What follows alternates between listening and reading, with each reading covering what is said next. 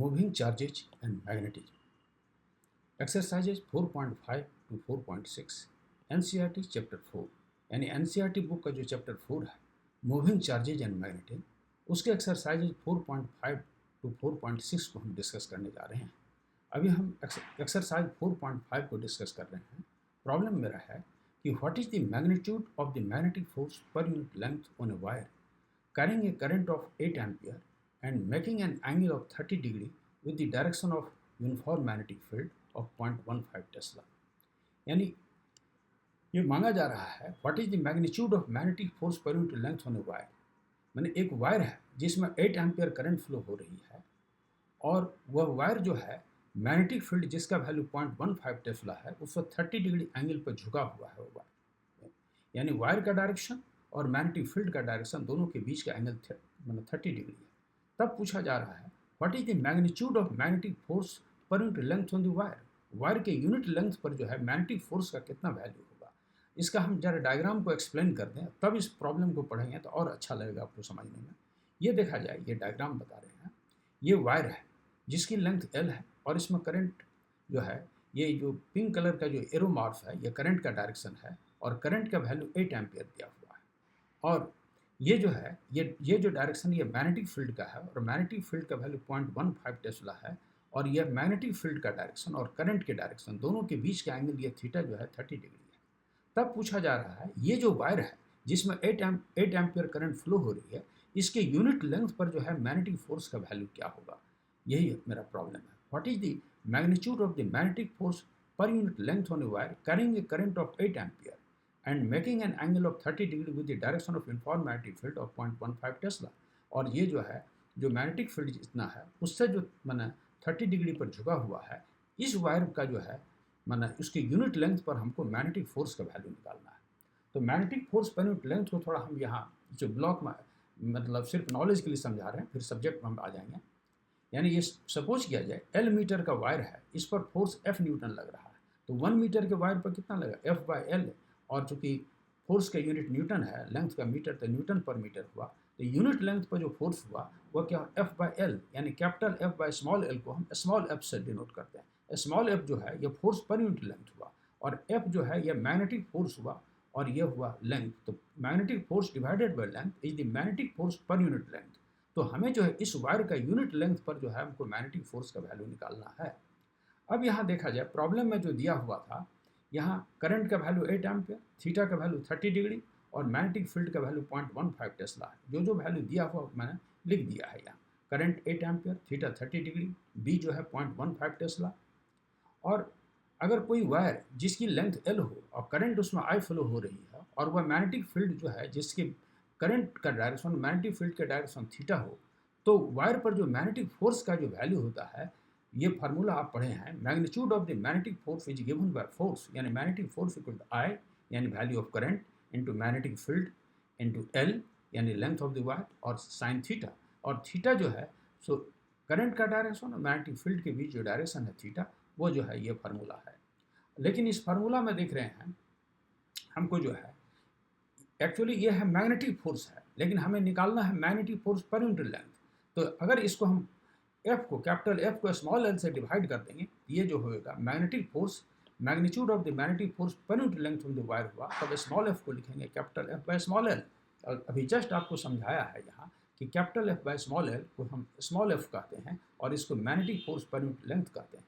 तो अब लिखेंगे ये कैपिटल F मैग्नेटिक फोर्स हुआ और मैग्नेटिक फोर्स को लेंथ से डिवाइड से यानी ये जो वायर है इसके लेंथ से डिवाइड कर देंगे तो इसका नाम होगा magnetic force per unit length. यही लिखा है हमसे magnitude of the magnetic force per unit length on a wire small f equal to capital F by small l यानी equal to IB sine theta. इस फार्मूला से L जो है अगर मैंने इस तरफ ट्रांसफर कर देते हैं लेफ्ट साइड में तो IB साइन थीटा बचता है। तो हम अब सारे वैल्यू को यहाँ सब्स्टिट्यूट कर देते हैं। ये करंट का वैल्यू इतना है, B का वैल्यू 0.15 है और साइन थीटा का वैल्यू हमें 30 डिग्री दिया हुआ है। सारे वैल्यू को सब्स्टिट्यूट किया और इसको जो है साइन 30 का वैल्यू हाफ होता है, इसको मल्टीप्लाई किया तो यहाँ 0.60 मतलब ये हुआ इसका वैल्यू। और इसको जो है चूँकि अभी magnetic force per unit length का यूनिट अभी जस्ट समझाया है, इसको न्यूटन पर मीटर होगा क्योंकि फोर्स की यूनिट न्यूटन हुई और L डिनोमिनेटर में है तो ये पर मीटर हो गया, इसलिए लिखेंगे मैग्नेटिक फोर्स पर पर यूनिट लेंथ का यूनिट न्यूटन पर मीटर, और वैल्यू कितना 0.6 न्यूटन पर मीटर हुआ। इस प्रॉब्लम को हमने सॉल्व किया। ये जो ये था यही problem, what is the magnitude of magnetic force on a wire carrying a current of 8 ampere. अब हम प्रॉब्लम नंबर 4.6 को सॉल्व कर रहे हैं। ये एक्सरसाइज जो 4.6 है ये क्या है, ये देखा जाए। A 3 centimeter wire carrying a current of 10 ampere is placed inside a solenoid perpendicular to its axis, and the magnetic field inside the solenoid is given by 0.27 Tesla. What is the magnetic force on a wire? यानी ये मेरा problem है, एक 3 centimetre wire है जिसमें 10 ampere current flow हो रहा है, और उस वायर को जो है माने सोलेनॉइड जो है उस सोलेनॉइड के एक्सिस के परपेंडिकुलर इसको रखा गया। Is placed inside solenoid, solenoid के भीतर में उसके एक्सिस के परपेंडिकुलर रखा गया है। The magnetic field inside the solenoid is given by 0.27 tesla, और मैग्नेटिक फील्ड जो है सोलेनॉइड के भीतर का वो 0.27 टेस्ला है।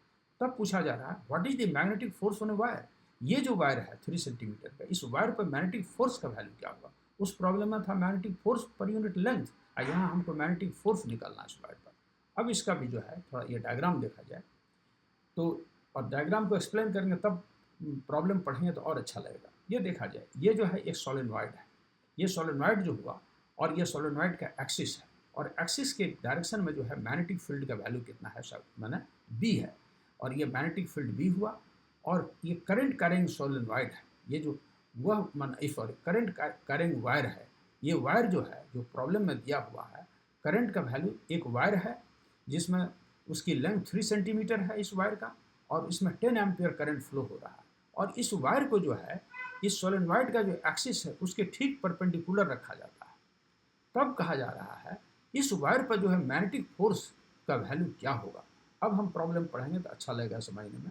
ए 3 centimetre wire carrying a current of 10 ampere is placed inside the solenoid perpendicular to its axis.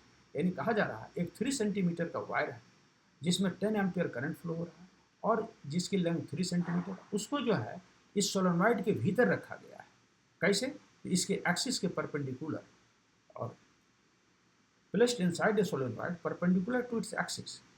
फिर नेक्स्ट पार्ट है magnetic field inside the solenoid is given by 0.27 tesla, और मैग्नेटिक फील्ड का value जो है इस solenoid का, ये B का वैल्यू जो है मैग्नेटिक फील्ड का 0.27 टेस्ला दिया हुआ है। तब पूछा जा रहा है what is the magnetic force on the wire. ये जो वायर है यानी जो 3 सेंटीमीटर वायर, इस वायर पर जो है मैग्नेटिक फोर्स का वैल्यू क्या होगा। तो ये जो है अभी जस्ट हमने फार्मूला पढ़ाया, अगर करंट का डायरेक्शन और मैग्नेटिक फील्ड का डायरेक्शन जो है अगर थीटा हो, और तो फोर्स का वैल्यू क्या होता है, IBL sin थीटा। यही फार्मूला यहाँ भी लगाएंगे। यहाँ देखा जाए, इसमें अभी जस्ट हमने डिस्कस किया है कि करंट का डायरेक्शन और मैग्नेटिक फील्ड का डायरेक्शन दोनों के बीच थीटा हो, तभी फोर्स का value F = IBL sin theta हुआ। तो यही फार्मूला वहाँ भी होगा, L जहाँ लेंथ ऑफ वायर। तो यहाँ जो है ये वायर जो हुआ जिसकी लेंथ जो है 3 सेंटीमीटर है, करंट का वैल्यू उसमें 10 एम्पियर है, और यह मैग्नेटिक फील्ड से जो है यह 90 डिग्री से बना रहा है। यहाँ लिख दिए since the magnetic field B, ये जो magnetic field B due to solenoid is along the axis of solenoid, magnetic field जो है सोलेनॉइड के एक्सिस के अलोंग है, and current carrying wire is placed perpendicular to the axis, और current carrying wire जो है इस सोलेनॉइड के एक्सिस के परपेंडिकुलर रखा गया है। तब तो करंट का डायरेक्शन और मैग्नेटिक फील्ड के बीच का डायरेक्शन जो होगा 90 डिग्री होगा, इसलिए लिख दिए hence the angle between the magnetic field and the direction of flow of current is 90 degree. फिर से पढ़ रहे हैं sentence. Since the magnetic field B due to solenoid is along the axis of solenoid and current carrying wire is placed perpendicular to the axis, hence the angle between the magnetic field and the direction of flow of current is 90 degree. ये clear किया कि ये जो है solenoid का axis है, और ये मैग्नेटिक फील्ड का डायरेक्शन है, और ये करंट का डायरेक्शन, दोनों के बीच से एंगल जो है ये 90 डिग्री है, इसलिए यहाँ थीटा का वैल्यू जो होगा यहाँ 90 डिग्री लिखेंगे। तब लिखेंगे यानी magnetic field and direction of flow of current दोनों के बीच का एंगल जो है वो कितना होता है, यहाँ पर ये 90 डिग्री हो जाएगा। I और B के बीच का एंगल यहाँ लिख दिया है। L के पहले तो ये लिखें, ये इस वायर पर जो है ये जो 3 सेंटीमीटर है वायर है, इसी पर हमको मैग्नेटिक फोर्स का वैल्यू निकालना। तो यहाँ वायर का लेंथ हमको 3 सेंटीमीटर दिया, यहाँ लिख दिया है L = 3 सेंटीमीटर, इसको मीटर में कन्वर्ट कर दिए 0.03 मीटर। करंट का वैल्यू इस वायर में जिसमें हमको मैग्नेटिक फोर्स निकालना है, करंट का वैल्यू 10 एम्पियर किया हुआ है, और थीटा का वैल्यू जो है क्यों 90 हुआ अभी एक्सप्लेन किया, कि करंट का डायरेक्शन, मैग्नेटिक फील्ड का डायरेक्शन दोनों एक दूसरे के परपेंडिकुलर है अकॉर्डिंग टू क्वेश्चन। और ये थीटा का वैल्यू हो गया कितना 90, और बी का वैल्यू प्रॉब्लम में ही हमें दिया हुआ 0.27 टेस्ला, तो ये 0.27 टेस्ला दिया। अब magnitude of the magnetic force अभी जस्ट डिस्कस किया इस प्रॉब्लम में, ये जो है यही फार्मूला यहाँ भी लागू होगा। Magnitude of the magnetic force equal to F equal to I B L sine theta, यहाँ भी लिखेंगे the magnitude of the magnetic force, magnitude of the magnetic force on the wire, on wire, ये जो wire जो है ये 3 centimetre का wire, इस वायर पर जो मैग्नेटिक फोर्स का वैल्यू कितना होगा, तो लिखेंगे F equal to I B L sine theta. I का वैल्यू हमें 10 एम्पियर दिया हुआ है, और एल का वैल्यू जो है 0.03 मीटर हो गया, साइन थीटा, थीटा का वैल्यू साइन 90 है, बी का वैल्यू 0.27 है। इसको सबको सॉल्व मैंने मल्टीप्लाई किया तो हमको रिजल्ट में 0.081 यानी 8.1 इंटू 10⁻⁻2 न्यूटन इसको कह सकते हैं, यानी फोर्स जो हुआ magnetic force on the wire जो हमको मांगा जा रहा है 8.1 इंटू 10⁻2 न्यूटन हुआ। ये जो प्रॉब्लम जो है आपका देखिए, what is the magnetic force on the wire, ये जो वायर है जो 3 सेंटीमीटर वायर, उस पर मैग्नेटिक फोर्स का वैल्यू कितना होगा, जिसका मैग्नेटिक फोर्स का वैल्यू हुआ 8.1 इंटू 10⁻2 न्यूटन। अब है डायरेक्शन ऑफ फोर्स क्या होगा, तो डायरेक्शन ऑफ फोर्स जो है हम लोग फ्लेमिंग लेफ्ट हैंड रूल से निकालते हैं। तो कैसे होगा, फ्लेमिंग लेफ्ट हैंड रूल को हम थोड़ा ऐसे एक्सप्लेन कर देते हैं, कहेंगे if the 3 fingers of left hand are mutually perpendicular to each other, कौन finger, middle finger, four finger and thumb, if 3 fingers are mutually perpendicular to each other and current flows in the direction of the middle finger and current points the direction of middle finger, magnetic field points the direction of fourth finger points the direction of magnetic field, then the thumb gives the direction of force. तो direction of force जो होगा वो thumb के direction में होगा। Fleming left hand, यहाँ हम तो प्रॉब्लम सॉल्यूशन में यही लिख देंगे direction of force is given by Fleming left hand rule, लेकिन कैसे होगा उसको हम थोड़ा एक्सप्लेन कर देते हैं। ये देखा जाए, ये मेरा 3 फिंगर्स है लेफ्ट हैंड का, ये मिडिल फिंगर है, ये है 4 फिंगर है, और ये थंब है। यानी if the middle finger points the direction of current, 4 finger points the direction of magnetic field, then the direction of force, the thumb gives the direction of force on a charge particle. तो direction of force जो है वो क्या होगा, thumb के direction में होगा। तो ये इतना एक्सप्लेन नहीं करना है आपको, सिर्फ जो है हम नॉलेज के लिए समझाए फ्लेमिंग लेफ्ट हैंड रूल क्या है। तो ये जो है इसका direction of force is given by माना फ्लेमिंग लेफ्ट हैंड रूल। इसको फिर एक्सप्लेन करते हैं, if the 3 fingers of left hand are mutually perpendicular to each other, that is middle finger, four finger and thumb, and current in the middle finger gives the mid finger points the direction of current, four finger points the direction of magnetic field, then the direction of force, then the thumb gives the direction of force। तो thumb की direction ये होगा, और इस problem को यहीं solve करते हैं, ये जो समाप्त करते हैं। तो ये प्रॉब्लम नंबर 4.6 और 4.5 को क्लियर किया, और इसको जो है